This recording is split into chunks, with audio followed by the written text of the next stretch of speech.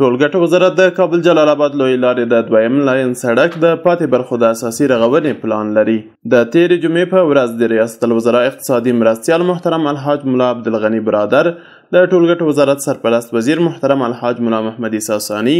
د بهرنیو چارو وزارت سرپرست وزیر محترم الحاج مولوي امیر خان متقي او د کابل او ننګرهار ولایتونو والي صاحبانو د کابل جلال آباد لویې لارې له دویم لاین سړک څخه لیدنه وکړه. دغه ورځ د ټولګټو وزارت سرپرست وزیر د یاد سفر په ترڅ کې د شنبې په ورځ د ننګرهار ولایت د ټولګټو ریاست له رئیس او کارکوونکو سره د لیدنې ترڅنګ د یاد ولایت له پروژو او لالپور ولسوالۍ له پله څخه هم لیدنه وکړه